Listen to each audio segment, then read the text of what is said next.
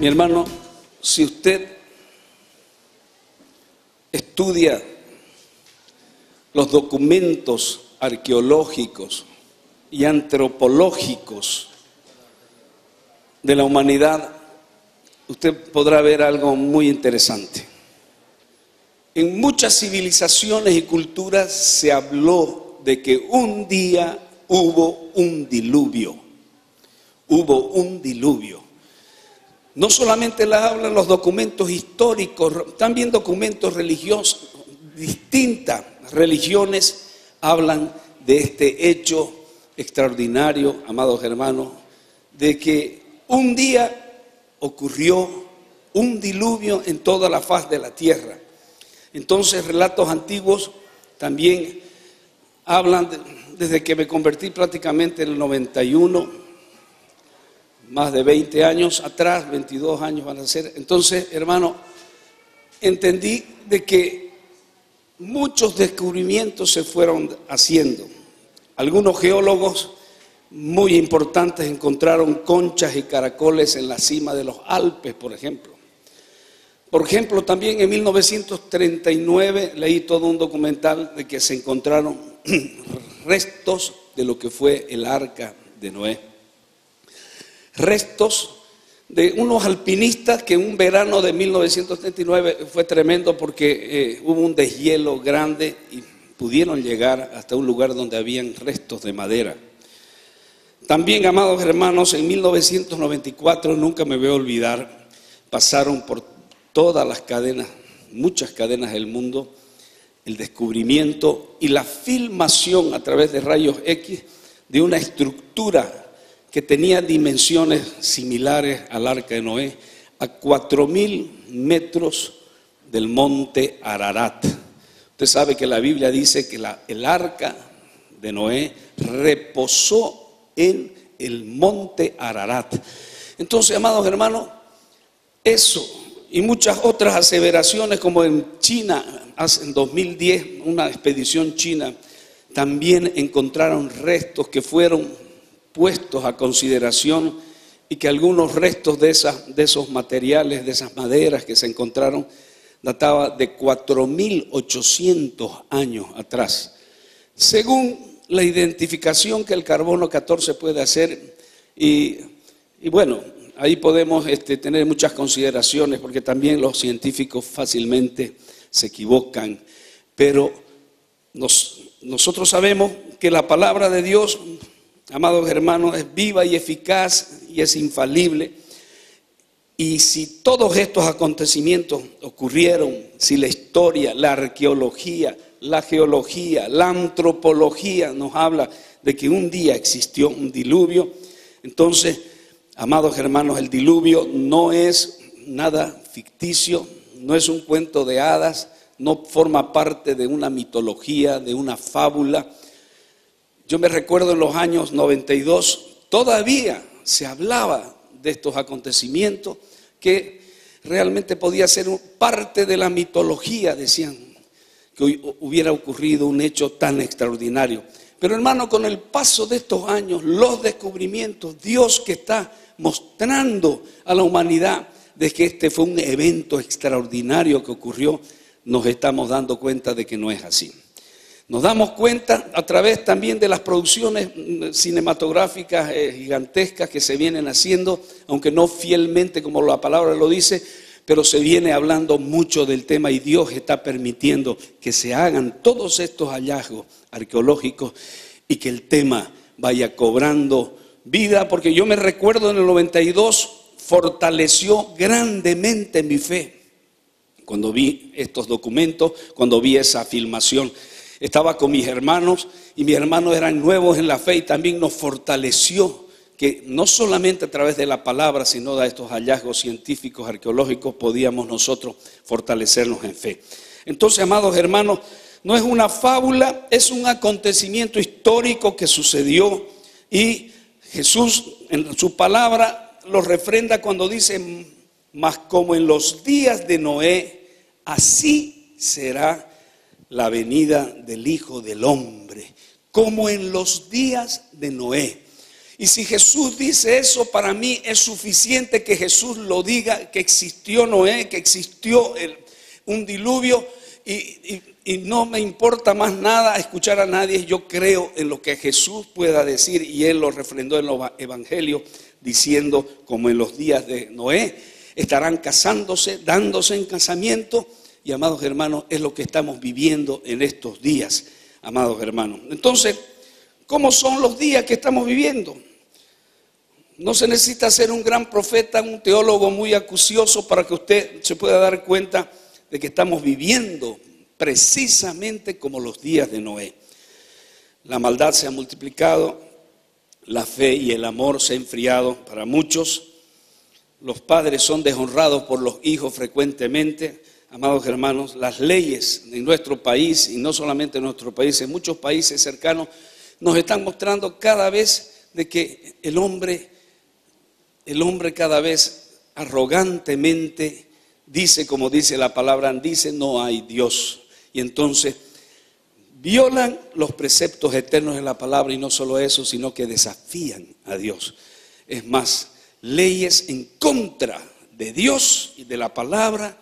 Hoy estamos viendo que no solamente en nuestro país, sino en muchos países se están aprobando, como la ley del aborto, como la ley del casamiento de personas del mismo sexo, que va en contra natura, en contra de los principios que estableció Dios del matrimonio, que debería ser efectuado por un hombre y por una mujer. Hermano amado, pisoteando la palabra de Dios, los conceptos de la familia, cada vez más el enemigo quiere tomar cuenta para decir que la familia es decadente, que ya no son tiempos de familia. Y amados hermanos, porque eso fue lo que ocurrió exactamente en los días de Noé. En los días de Noé se había multiplicado la maldad. Vamos a ver un poquito más adelante. Abramos nuestras Biblias entonces, por eso lo animo, en Hebreos capítulo 11, versículo 7. Dice así la palabra del Señor. Por la fe, Noé dice, cuando fue advertido por Dios acerca de las cosas que aún no se veían, con temor preparó el arca en que su casa se salvase. Y por esa fe condenó al mundo y fue hecho heredero de la justicia que viene por la fe. Amados hermanos, sabemos que el diablo detesta la conformación de la familia, la institución de la familia, el núcleo de la familia. Vamos a llamar el pequeño jardín de la familia, el huerto de la familia. Porque la familia es creación de Dios, porque Dios es padre de familia. Entonces, y Él detesta todo lo que pueda venir de Dios, y Él se opone, y mientras pueda destruir familias, entonces Él va a conseguir sus propósitos. El libro de los Hechos, cuando alguien se salvaba, muy claramente vemos de que no solamente quería salvarse él, sino toda su casa, toda su familia. Ellos peleaban para que todos conozcan la palabra de Dios. Así fue cuando en el capítulo 9 de Hechos encontramos a Cornelio. Sabemos quién fue Cornelio, un militar, un centurión que era un gentil, pero un hombre temeroso de Dios. Era un hombre que hacía sus ofrendas, dice así la palabra de Dios, y que Dios miró la fidelidad de este hombre que no era judío. Sin embargo, ahí Dios le reveló la palabra, y a través de una visión que tuvo de un ángel que le dijo que tenía que ir a un lugar y buscar a un tal llamado Simón Pedro, que él dice que le hablaría palabras que traerían salvación a toda su casa. Él lo hizo así, hermano. No pertenecía al pueblo judío. Pero acá Dios nos da ya una primera enseñanza de que Él no vino a salvar solamente a los judíos. Él no vino a salvar solamente a los de la propia casa de Israel, sino a los gentiles, a los samaritanos y a todos aquellos que más bien tenían otra cultura, y llegar a los confines de la tierra, a todas las tribus. Amados hermanos, ahí toda la casa de Cornelio se convirtieron. Nos da una muestra de que no quería solamente él salvar, quería que llamó, la Biblia nos dice, fíjese usted, nos dice que Cornelio, dice, los estaba esperando y convocó a todos sus parientes, amigos más íntimos, inclusive amigos. Cuando Pedro entró, salió Cornelio a recibirle y entonces, hermano, terminaron todos bautizándose, entregándose al Señor.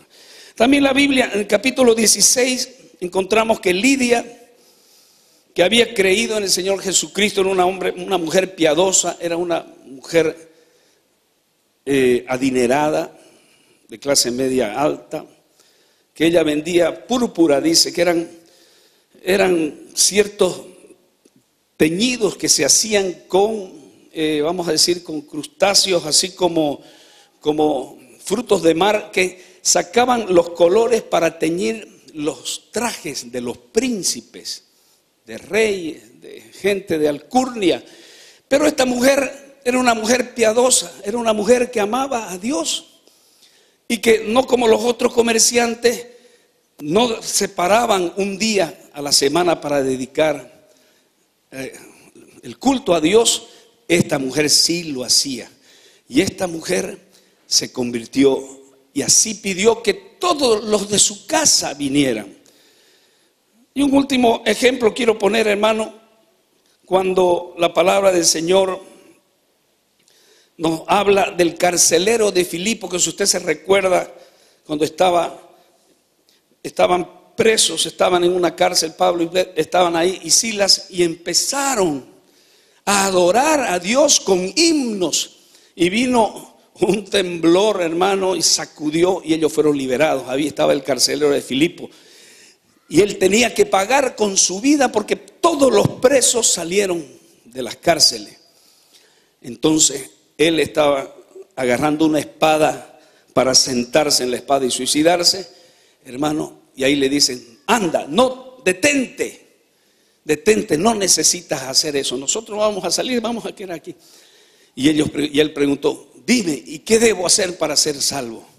Dice: tú y tu casa serán salvos. La palabra dice el Señor: cree en el Señor Jesucristo y tú y tu casa serán salvos. ¿Cuántos dicen amén? Entonces la Biblia, amados hermanos, nos muestra muchos pasajes donde nos habla tú y tu casa. No solamente tú y tu casa. Cuando Dios llama a una persona, está llamando a su casa. Y no solo a su casa, mis queridos hermanos, está llamando a una generación para dar un vuelto de página y empezar un tiempo nuevo de bendición. En Hebreos 11, capítulo 7, leemos que Noé preparó el arca para que toda su familia se salvase. Para que todas se salvasen. Entonces, claro, esto fue debido al liderazgo que tenía Noé. Entonces acá vamos a estudiar, vamos a escudriñar un poquito una enseñanza que Dios nos da con nuestro capitán Noé, dándonos un ejemplo de cómo deberíamos nosotros actuar, proceder para salvar a nuestra casa. La Biblia pone gran énfasis, como dije, en la salvación de las familias. Entonces, pero está llamando a que usted sea un buen capitán de su familia. Y así usted puede llevar a su familia a un arca de seguridad, de salvación. Y aquí cuando voy a hablar de arca, estamos hablando del arca, vemos que es una hermosa teología realmente de nuestro Señor Jesucristo. Es una hermosa figura de lo que vendría a ser nuestro Señor Jesucristo, porque ¿qué fue el Antiguo Testamento? El Antiguo Testamento, y precisamente uno de los primeros libros, que es el Génesis, que nos habla del diluvio, ahí, amados hermanos, vemos que es sombra y figura de lo que iba a ocurrir en el futuro. Entonces, amados hermanos, Hebreos 11, capítulo 7 dice que por la fe Noé fue advertido por Dios acerca de las cosas que no se veían, y con temor preparó el arca. Y más adelante, preparó el arca, dice, para que su casa se salvase. Él estaba pensando en él y sus 7 otros miembros de la familia, eran 8 en total. Por esa fe, la Biblia nos dice que condenó al mundo. Entonces, hermanos amados, quiero decirles que si nosotros andamos en fe, si hay gente que pasa una vida piadosa, una vida apartada, una vida que es temerosa de Dios, qué sé yo, está buscando las cosas de Dios, por esa fe, el impío, el hombre que nunca buscó a Dios, que solo lo buscaba en los momentos de necesidad, de problemas, entonces por esa fe va a haber un juicio sobre cada persona que conociendo la palabra, que conociendo a Dios, conociendo el camino, no se acercó a Dios. ¿Cómo debemos entender la historia del capitán Noé en el barco seguro de la gracia? Porque este era un barco seguro de la gracia. ¿Cómo? Vamos a ir a Génesis capítulo 6 para saber de Noé y de su familia. Entonces, amados hermanos, importante este mensaje. Hace tiempo que el Señor estaba diciendo, hable sobre los días de Noé. Hable sobre los días de Noé. Estamos viviendo los días de Noé. Entonces hoy podemos ver por eso, amados, lo tardío de la hora que estamos viviendo.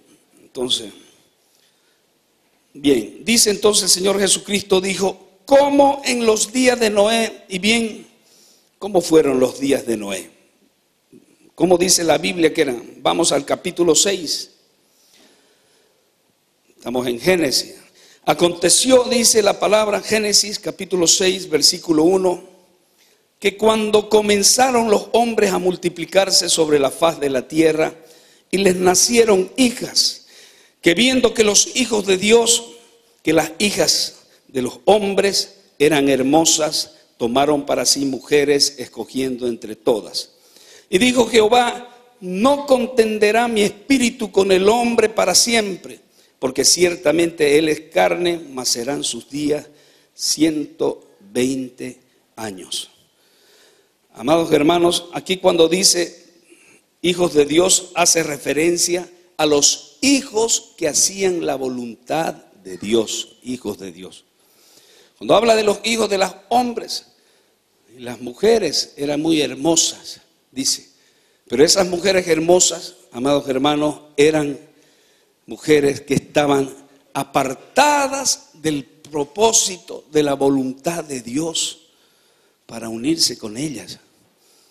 Por eso nosotros en la iglesia damos énfasis cuando estamos ministrando a nuestros jóvenes, les decimos que no deben unirse en yugo desigual con los incrédulos, porque no va a dar cierto, porque no va a funcionar, mis queridos hermanos, porque va a ser realmente, uno va a decir, hoy domingo vamos a la iglesia, no, hoy vamos a Cotoca, o por decir, hoy yo quiero descansar, y el otro dice, no, debemos ir a la iglesia porque es el día del Señor, y van a haber conflictos, entonces es importante casarse, unirse en yugo desigual, porque acá las hijas de los hombres, aunque eran hermosas, se representaban la línea pagana de la creación.